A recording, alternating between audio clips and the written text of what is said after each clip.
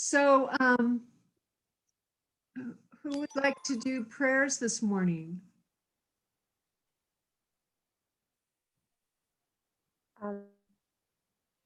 I can do them.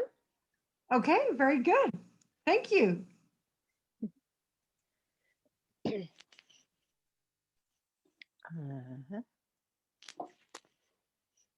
Sashi Puki Chukching Metok Wirapling Shi Nyendegen Padi Sangi Shindu Mikte Urwagi Krukuna Shingla Rupasho Idam Guru Ratna Mandala Kamyatayami Sangi Churang Toki Choknamla Changchu Pardu Dakni Kipsuchi Daki Chunyan Ginpe Sunam Ki Dorda Penchir Sangi Krupasho Sangi Toki Choknamla Changchu Pardu Dakni Kipsuchi Daki Chunyan Ginpe Sunam Ki Rola Penchu Sangi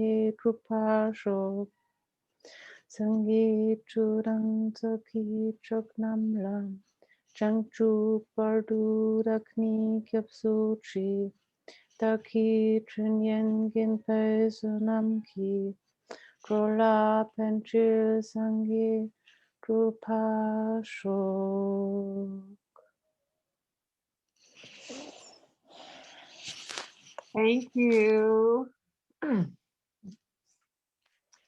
So Chloe, are you familiar with our format, the format of our prayers and why we do them at the beginning of the class? Yeah, it does. We do it in 3 rules too. I guess is to have the wish ready before receiving and having like the power of the other, powerful divine beings to help us study better. Great. Oh, great. Great. If you have any questions on what we're doing, please feel free. I'm sorry, I don't know how much you've studied. So Yeah. We're happy you're with us. Thank you for joining. Thank you for asking. Okay, let's see here. We're going to share the screen.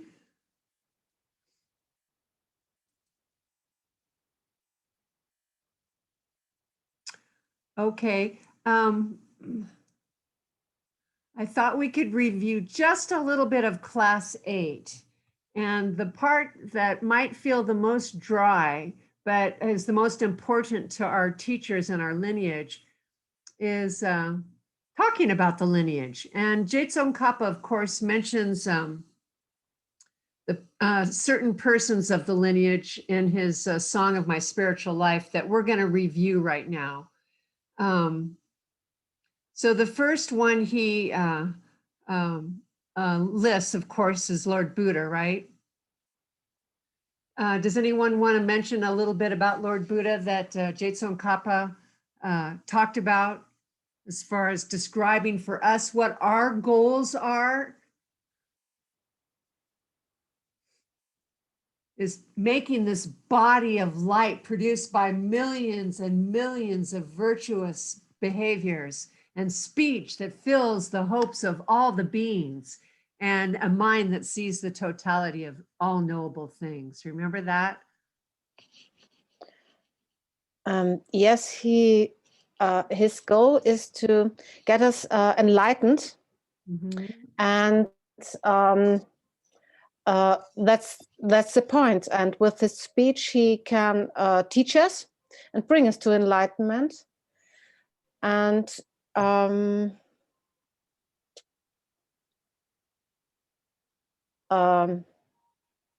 forgot the rest. Well, Sorry. and Tsongkapa is saying that we can do this. We can also become this. So it's very encouraging for me to realize that, oh my gosh, this is all our teachers want for us. This is all the Buddhas want for us, is to be like them. his body's empty, and that's the reason why we can become enlightened. Exactly, because our bodies are empty too. And Je Tsongkapa is teaching us that our bodies are made of karma, and that all virtuous good deeds are all that it takes to make the body of a Buddha. That's all we have to do. It's so exciting. And I think that's all I wanted to review and remind ourselves, that it's very exciting what we're studying. Okay, now let's go to homework question 1. And we're going to be talking about the first Lam Rim on the brief Lam Rim. And the first step, of course, is vitally important. And it's finding and relating to our teacher, this one who's going to take us to that state of absolute ultimate happiness and freedom from suffering. So let's read verse 11. He says, after having done this, see that the very foundation of an excellent start for all the good in this and your future lives is the Holy Spiritual Guide who teaches you the path. Make efforts to rely on him or her properly in your thoughts and in your actions.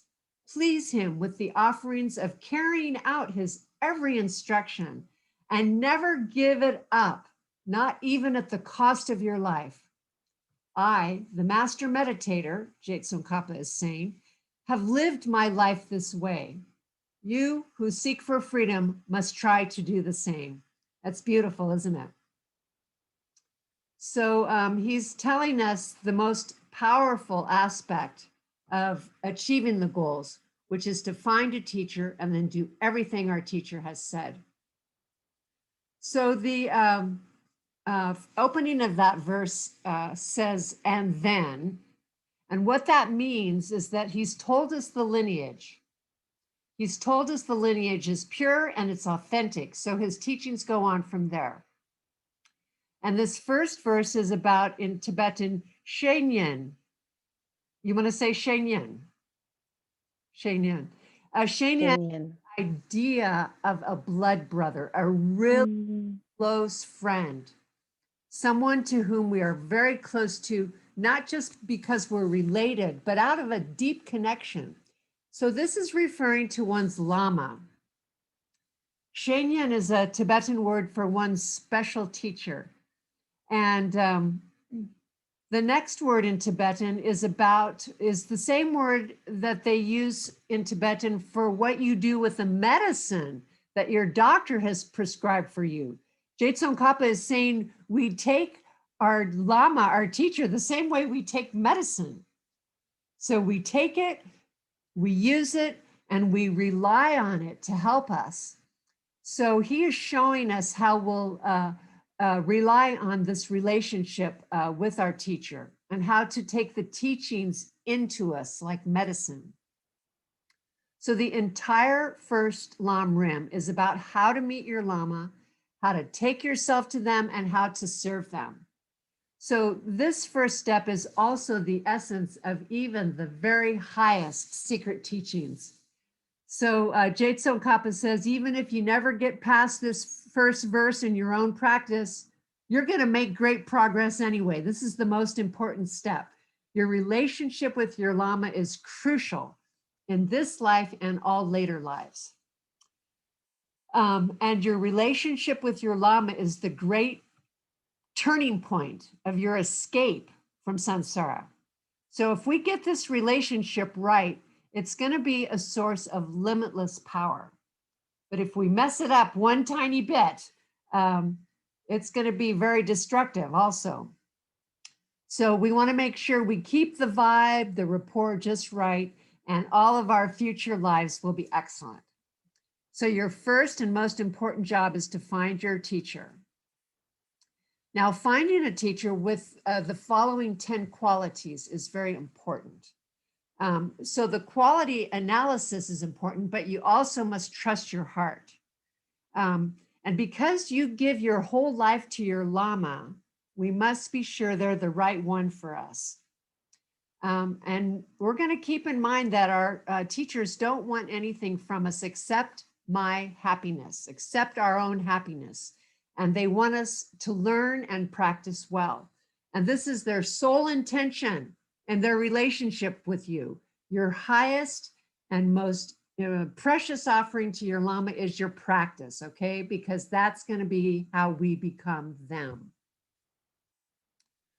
So the first characteristic of a qualified teacher is called a Dulwa, and we've learned that that means controlled or tamed or disciplined. And it's the first of the 3 trainings, which means keeping the 3 sets of vows, the Pratimoksha, the Bodhisattva, and the secret. And if this prospective teacher is not living an ethical way of life, they're gonna hurt you or waste your time. So it's very important that they have this first quality. Now, how can you tell if they're keeping their vows? So the Pratimoksha vows, remember, are about not harming others. And the Bodhisattva vows are about serving others. And the secret vows are secret, but we can smell it or sense it in someone when they're living ethically, right? You can tell someone's integrity. Remember that Lord Atisha spent 12 months spying on a potential teacher before he actually went to him for teachings. So you have to satisfy yourself to the best of your knowledge and ability. And you can watch their behavior. You can check it against what they teach and then decide. And if they're not living ethically, then they cannot teach you how to do so and really can even hurt you in some way. And also remember that a real tantric master can look like anyone. They can be any age or sex or religion. So don't just look for one type of person. Your teacher can come in any form. The next quality is Shiva, which means peaceful. And this is the second of the 3 trainings, that they have the ability to concentrate deeply. They must be a master of meditation. The next quality means they're really peaceful. The 3rd training, they must have wisdom, which is all about emptiness, of course. And this is not necessarily the direct perception of emptiness, but they do have a broad and deep understanding of emptiness. The next quality far exceeds Yunten Lakpa. They must exceed your spiritual qualities. They must exceed the students' qualities of having spiritual compassion and wisdom. They must have what you aspire to reach. So they have to look like someone you want to become. The next quality is tsunche, and it means with great effort. And they must dedicate their life to 2 goals, that of ultimate enlightenment for themselves and that of ultimate enlightenment for others. And you're going to notice that all their energy every day is focused on saving themselves and others from continued suffering. The next quality is that they must be rich in scripture. They must be masters of the 3 baskets, the 3 collections of scriptures, which are the Vinaya, which we just reviewed, An Ethical Life, Sutra, which is learning how to concentrate, and the Abhidharma, which is learning about wisdom. The next quality is that they have perceived emptiness directly, and they therefore can explain the true relationship between morality, karma, and emptiness. This is key to our success on the path. Now, how can you know if a teacher has seen emptiness directly? Because traditionally we know they do not speak of this realization because there's no way to prove it to another person's mind, right? but you can get a sense they have seen emptiness directly by the way they describe it. Do they ever contradict themselves? Are they consistent with your personal experience and what you have previously learned? Another consideration is to see if they are devoting themselves to knowledge and behaviors which are meaningful. After the direct perception of emptiness, they will not be wasting time with non-spiritually progressive things. Do they understand suffering? Are they working to stop suffering in others? Do they address this in their teachings and in their actions? And another clue is how a person teaches about emptiness. If they don't also know and teach about karma and ethical behavior, then we can feel pretty confident they don't really know much about emptiness. Because especially if they teach that emptiness means nothing or nothing exists, then for sure they haven't seen emptiness directly. So someone who knows emptiness intimately knows that emptiness is intertwined completely with ethics. The next quality is that they are a master teacher, which means two things. That the person can grasp the student's capacity, and then they're able to teach at the appropriate intensity and speed to benefit the student's capabilities. As you know, teaching too slowly is going to lose some students' interest, and teaching too fast can ruin a student's efforts. And this is hard to find in a teacher. The ninth quality and characteristic is that they are an embodiment of love. They have the right motivation and of love and compassion for the student's ultimate benefit. It's not for material things, not for money or fame. Their ultimate motivation is to get the student free of their suffering so they can reach their highest happiness as quickly and smoothly as possible. And this is all that the perfect teacher wants and cares about. The 10th quality is they have given up distaste. And what this means is they never get impatient with students. They're infinitely forgiving. They never tire of giving repeated explanations on difficult things. And they never stop their relationship with the student, no matter how the student reacts or behaves.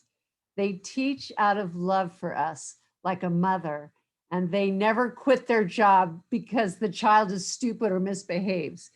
Your Lama will never give up on you. So what do we need to do to perpetuate our relationship with our Senyins, our Lama? Well, the scriptures and commentaries all say that we must really appreciate the Shenyin for what they are, which ultimately is an enlightened being that's been sent to us specifically because they relate to our heart perfectly. So they might appear to be human, and they probably have human failings, but they are your connection to all the Buddhas. They are our window, our doorway to the realm of the Buddhas. They are a precious and powerful object towards which we make and use up karma. So treat your Shenyin like a normal person, and they will become ordinary in a big hurry. And we'll use up our karma very quickly to see them as special. So when we appreciate them and value them, when we treat them with respect and see them as a holy being here to help you, this is what makes them stay and makes you have the karma to keep them in our lives. So there are logical arguments that prove your Lama is a Buddha appearing to you, but to just see them as special, to venerate them and to serve them is very powerful virtue. And when our karma is good enough, we'll meet our holy teacher. And it may even be someone we've been around before, but only now we'll see them differently.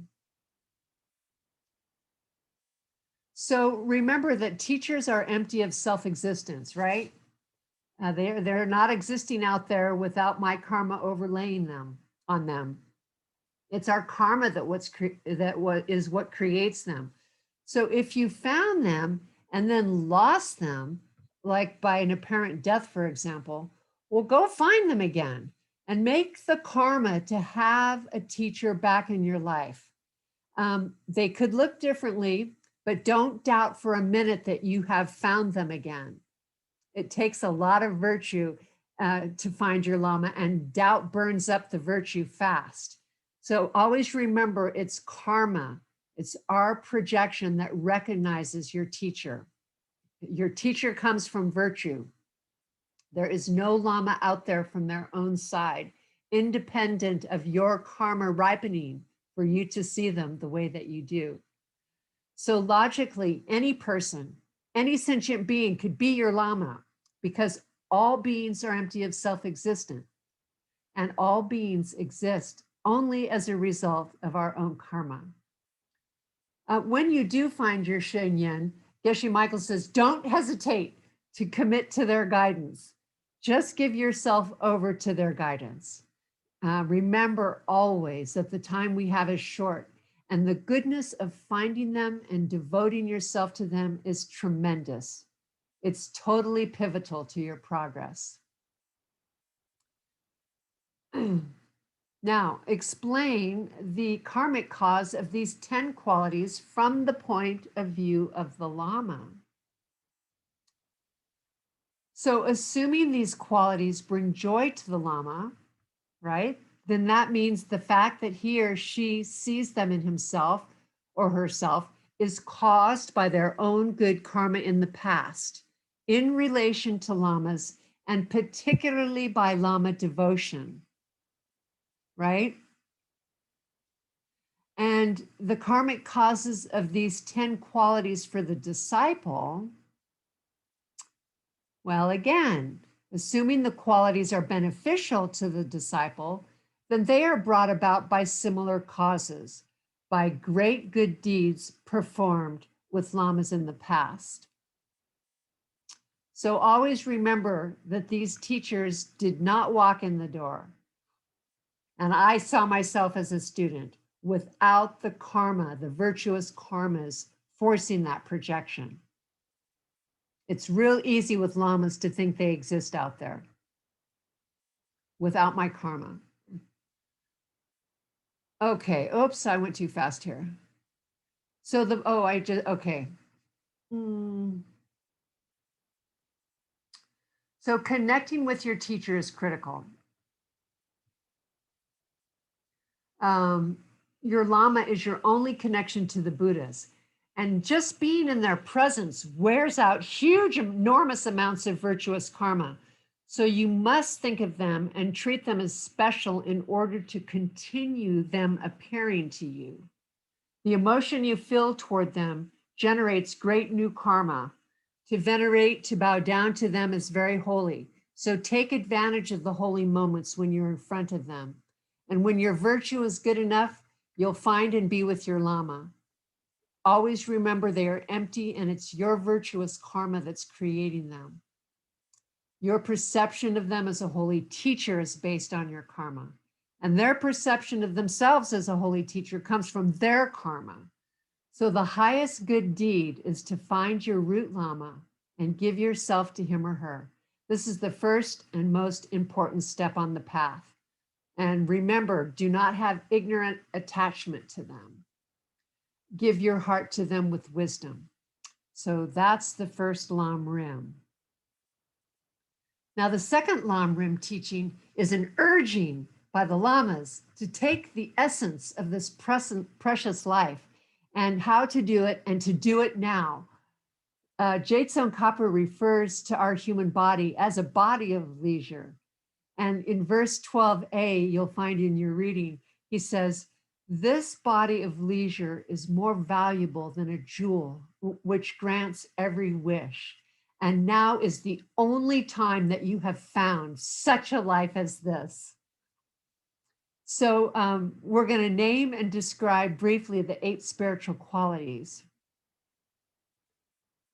of this body of leisure and fortune here. So the first one is not to hold wrong views, such as believing that what you do does not come back to you.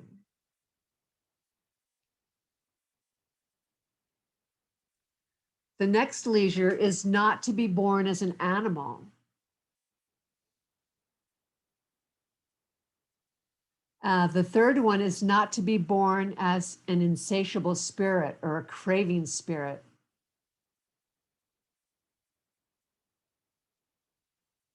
The next leisure is not to be born in the hells.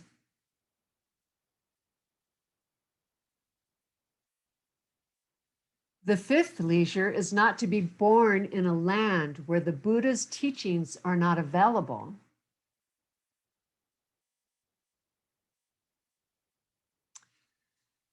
The sixth one is not to be born in an uncivilized land where no one keeps the vows of morality.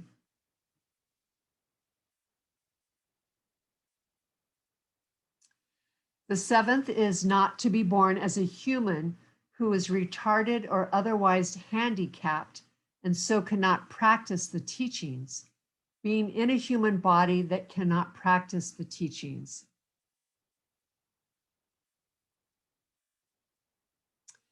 The eighth leisure is not to be born as a long-lived being of pleasure, a pleasure being, in one of the temporary paradises.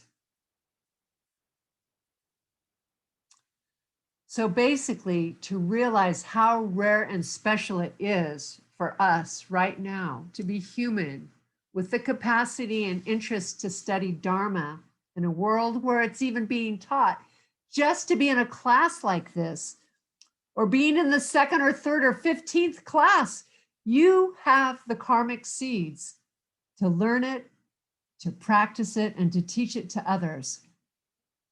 And we really have to own that each of us has a role to play in spreading this knowledge, and it's a great opportunity. So it's up to each of us so others can benefit from their 8 leisures and their 10 fortunes. It's very important. Next, Je Tsongkapa talks about the way to take the essence of this life, and it starts with a contemplation on impermanence and on the suffering of the lower realms, which then leads us to taking refuge. So why do we take refuge? Je Tsongkapa said refuge comes from 2 things. First, we're afraid of something, such as death or suffering. And second, we think that something outside of us can help us. So bottom line, taking refuge means trusting in the relationship between karma and emptiness, and understanding that this is the only protection that never fails. Because this is the understanding that we can change ourselves and our world. We can do so either slowly with the Praktimoksha vows, or a little faster with the Bodhisattva behavior and vows, or very quickly with the secret teachings. But it only happens by way of creating enough virtue to change our bodies and our minds before our karma for this life wears out. And most importantly, it happens by creating the virtue to experience the direct perception of emptiness. And Je Tsongkapa says we all have the capacity, but it will not come without our effort. So we have to work hard. Now, the first jewel, we take refuge in the 3 jewels. And the first jewel is the essence of Buddhist refuge, and it's called the Buddha jewel. And symbolically, this can be shown as a statue of Buddha.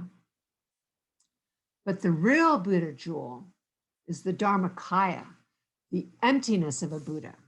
And this is the Buddha that you meet on the path of seeing when you perceive emptiness directly. So the mundane object we take refuge to is the Buddha statue, but what we're really taking refuge to is the emptiness of the Buddha's body, the emptiness of a Buddha. The second jewel we take refuge to is the Dharma jewel. And this symbolically is the books and the scriptures.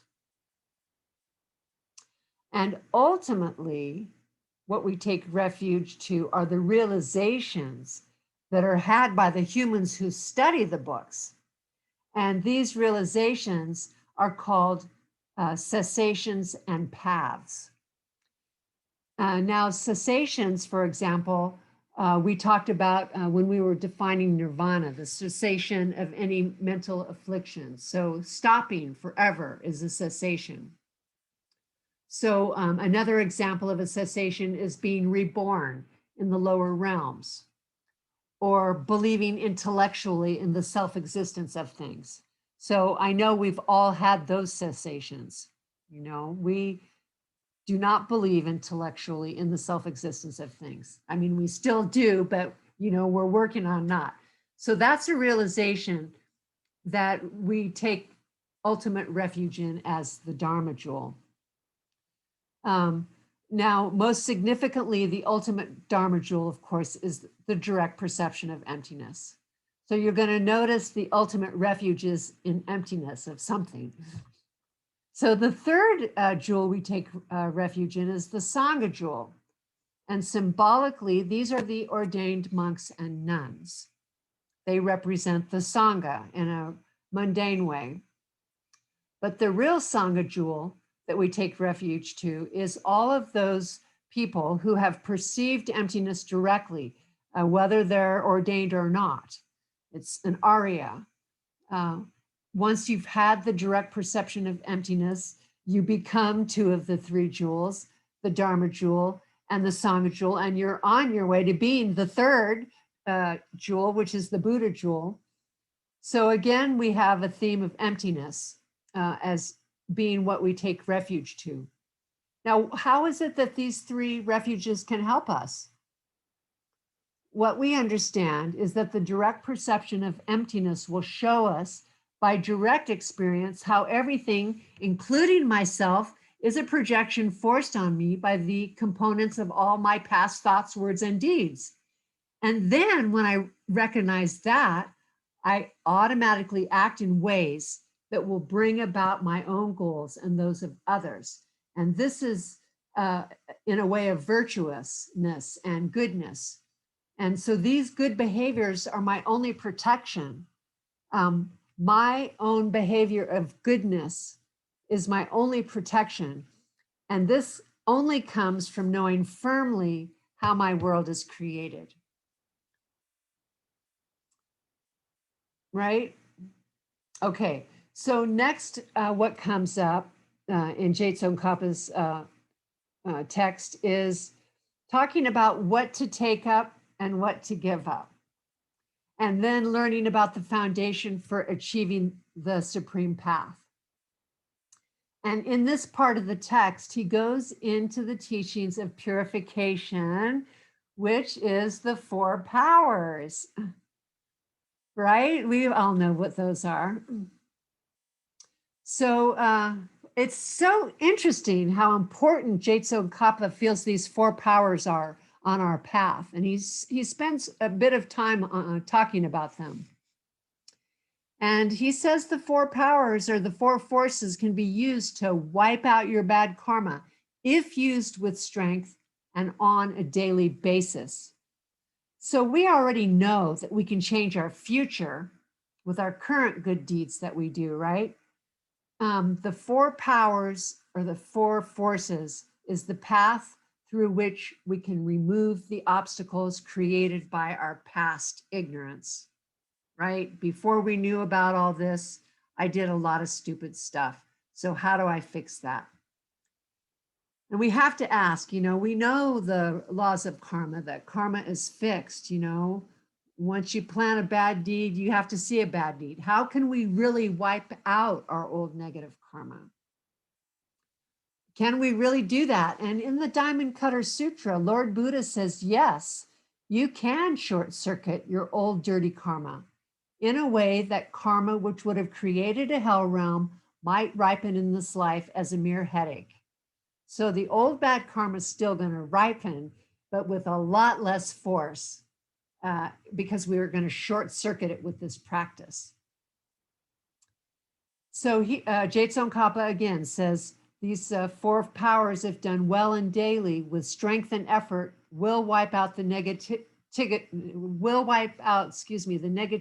that we've created before. Good refuge will protect us from making future negative karma. We won't do the things that will come back and hurt us when we really understand this practice. So the four forces damage the karmic seeds for behavior that we did when we were really stupid. And this is how. So the basic force is the force of foundation. And the force of foundation is refuge and bodhicitta. We start with the basics. This is the solid ground that we push up against to get back up after the fall of a bad deed. This force refers to going back to the basics of taking refuge and developing the wish for enlightenment. And when we do this first step, really get into this emotion of sadness and compassion in our heart. Get those emotions firmly in our heart. The second force is called the destruction force, or the force of regret. And this is the intelligent regret of an educated Buddhist, the logical knowledge that I've just planted a seed that's going to cause me suffering in the future. Darn it. By harming another, I really only harm myself, and I deeply wish that I could take it back. This is knowing firmly that you planted a seed in your mind that will make you suffer. And the faster we get this regret generated, the more powerful the purification. And especially regarding any negative actions we do towards our Lama. The third force is the force of restraint. And this is committing to not doing the bad deed again in the future based on our intelligent regret. This is actually the most powerful of the three. And so it's important here to choose a manageable time frame for our restraint. Different deeds have, different time frames. Like an abortion, I could never do again, but maybe being jealous about that other student, I might only be able to restrain for 5 minutes or 1 minute. So we want to be able to come up with a reasonable time during which we'll be able to avoid the misdeed. Because, as they say, we don't want to add lying to our list of misdeeds. And it's very powerful when you avoid that misdeed for the period you commit to. So work hard at this and try to stretch out that period longer and longer. And then, of course, some people say, oh, you Buddhists have a built-in morning after pill. You can go do a bad deed last night and then just purify it and it's all over. But it's this force 3, our intention to not do it again, that makes this purification practice powerful. We have to restrain from doing it again. The fourth antidote force, the fourth force is the force of the antidote, or I call it a remedy. And this is an action you do to make up for the bad karma. There's a list of remedies you can do. For example, studying or memorizing scripture, or doing a loving act that offsets or is the opposite of the bad deed. The ultimate antidote is to study and meditate on emptiness, which naturally will lead you to avoiding bad deeds. And the better that emptiness is understood, the more that ethical living will be important to us. So Je Tsongkapa says, do these 4 powers, these 4 forces every day. Make it part of your daily practice, on and off the cushion. I include it in my meditation preliminaries and use it as an evening practice before bed. It's good to know this practice well enough to use it spontaneously throughout the day. I don't know if you remember the story of Lord Atisha. He would be leading a troop of horsemen across the land and stop the whole troop whenever a negative thought crossed his mind. He would jump off his horse, set up a little altar, and do the 4 forces on the spot. So we know that karmas grow quickly, and to short circuit them as soon as possible, as soon as they are planted, is best. So this 4 forces, Je Tsongkapa says, we should be doing it all day long. And Lord Buddha says, this is going to keep us out of the lowest hells. Okay, so we now have a few minutes to do our meditation together, if you would like. And we're going to do an analytical meditation on the 2 karmic causes of the qualities of a qualified Lama.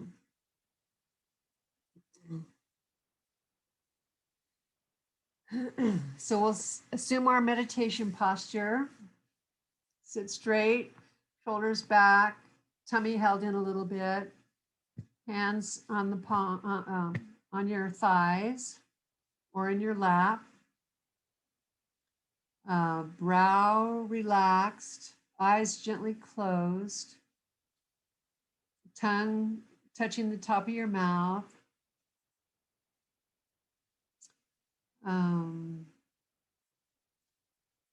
A little smile at the corner of your mouth. That'll pull up your side channels, straighten them out a little bit.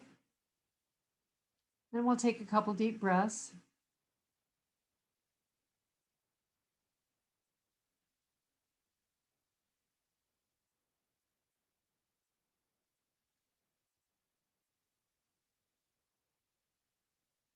And now invite your Lama in to come meditate with you,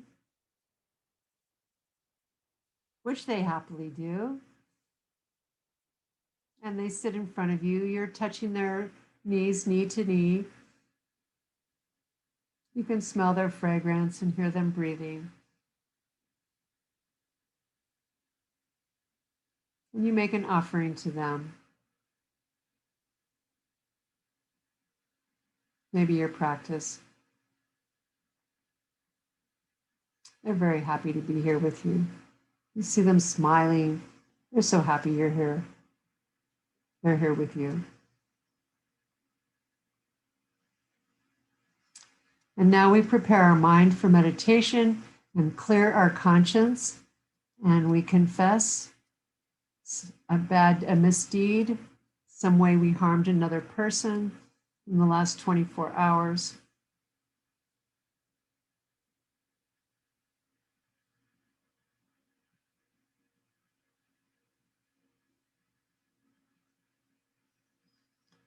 And let's nip that seed in the bud right now and do the 4 powers on that. And we'll go for refuge and remember bodhicitta.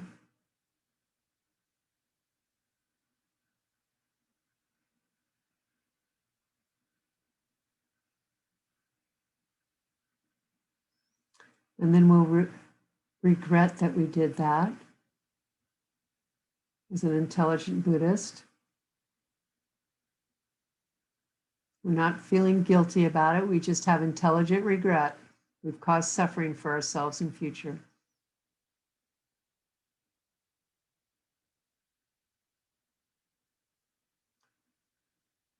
But the 3rd step, we're going to restrain from doing that. We're going to refrain from doing that any further in future and for a certain amount of time.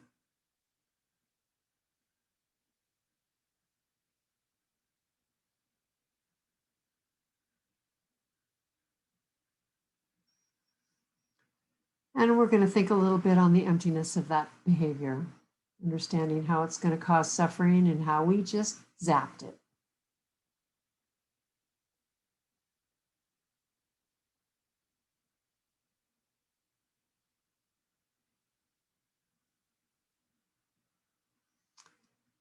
And now we're going to look at the karmic causes of the qualities of a qualified Lama. What are the causes of seeing a qualified Lama?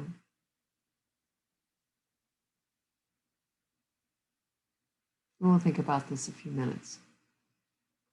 And think about those causes. Think about how you have created those causes and spend a little time rejoicing about those good deeds that you've done to create lamas in your life.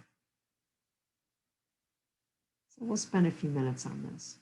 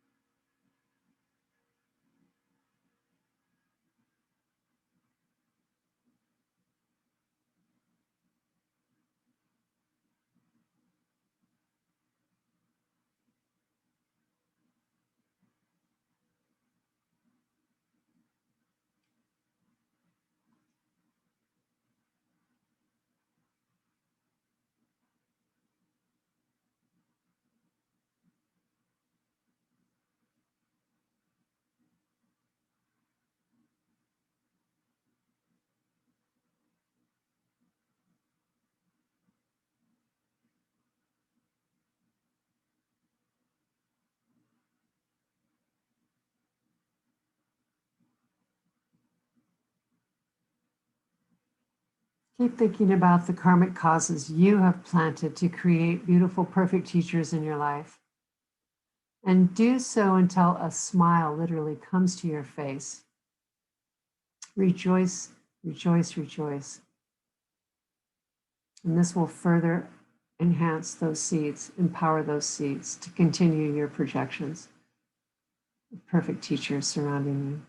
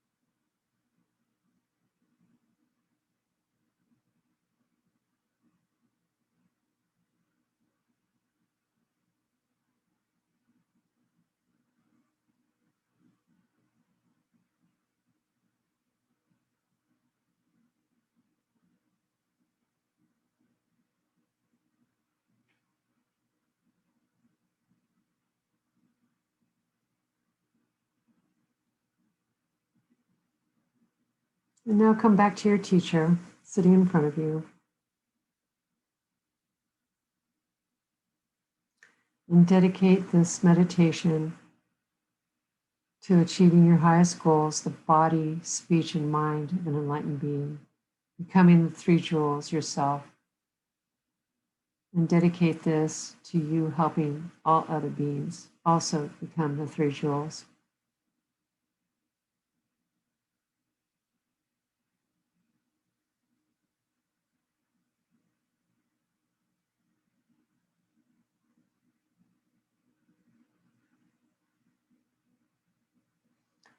And you can slowly open your eyes and take a little stretch.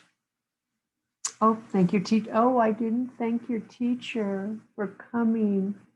Let's please go back a little bit and ask them to stay. Please stay in your heart. Please stay in my heart. And they happily do so.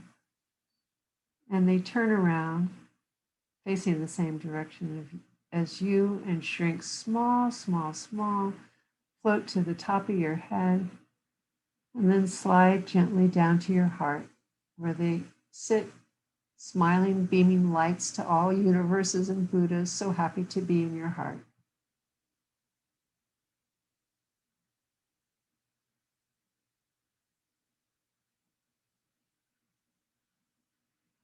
And now we can slowly open our eyes and take a little stretch.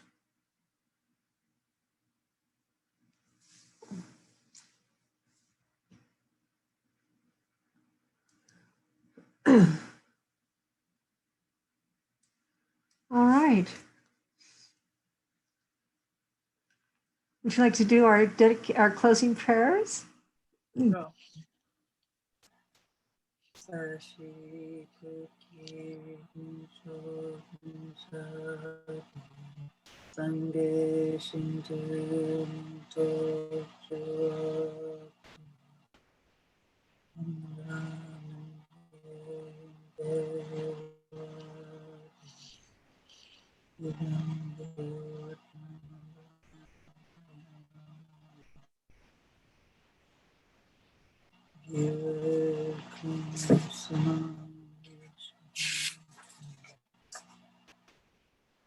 Tsunam Yeshe Mejum Dampa Kuni Topo.